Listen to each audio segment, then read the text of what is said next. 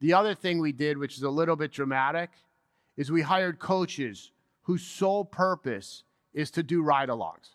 Not listen to Rillas, do ride-alongs. Coach the people, check in with them every day. 10 minutes every morning. Hey, how you doing today? Ryan, is your marriage good? No offense. Is your marriage good? You happy? Did you have too much to drink last night? Because if you did, I don't want you running my leads. But if not, I'm going to ride with you today.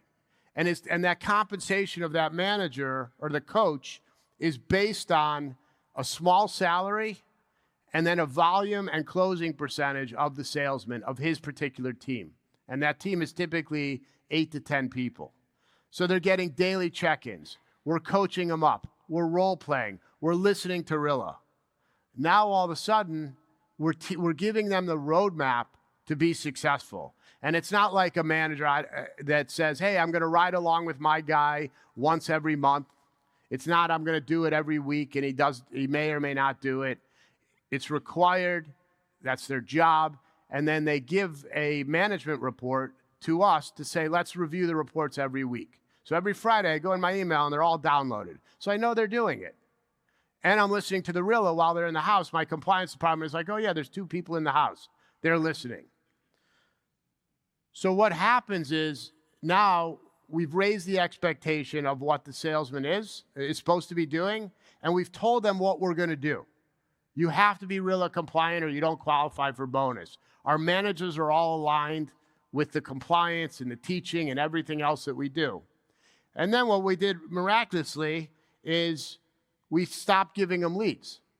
So effectively, if you work for me and you're closing at 25%, we have the 6-10-30 rule. You get 6 leads. If you're at 30%, you get 10 leads.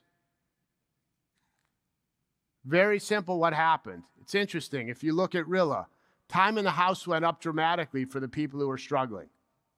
They were in the house for hours. And they had nowhere else to go. The people who had 10 leads, and I don't care how long you're with us, if you have 10 leads this week and you're under 30%, you're getting 6 next week. Doesn't matter how long you're here. And the perception of our industry, and if you take a step back, and this is, I hope nobody gets offended with this fat guy and with all the food, which also looks like fruit, I don't understand, but, or vegetables. He's a healthy fat guy. What happens is that when you turn around and you think of the salesman mentality, why does the salesman have any incentive to stay in the house for an extra hour to try to get a deal if he knows you're going to give him 2 more leads tomorrow? For the burger. Why? He has none. So if every day I give my salesman 2 leads a day, what incentive does he have? This guy's a harder sale. I'm going to leave. I'm not going to work to get him secondary finance approved. I'm leaving because I get 2 more tomorrow. All of a sudden, the behavior changed.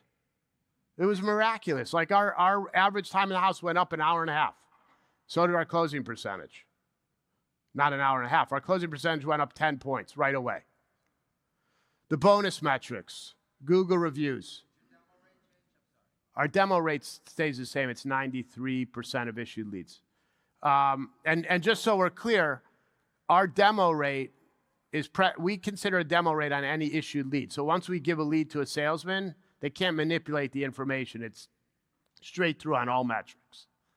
Our bonus metrics were simple. 8 Google reviews a month. 75% Rilla compliance.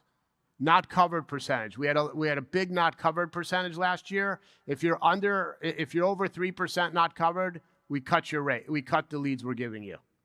And the closing rate to issue, which is 30%. So between all of these things, what's taken place is, from a larger scale, is our sales continually improve, but we need less leads. So what happens is that when we have our list of people in the call center, or on the sales force, that are scheduled to run 6 leads instead of 10, they schedule that with marketing and say, hey, we don't need that many leads this next week because all these guys are on reduced lead counts. So now all of a sudden you're not worried about how many leads you're setting because the guys who deserve 2 leads are getting 2 leads. The people who need work are getting 6 leads.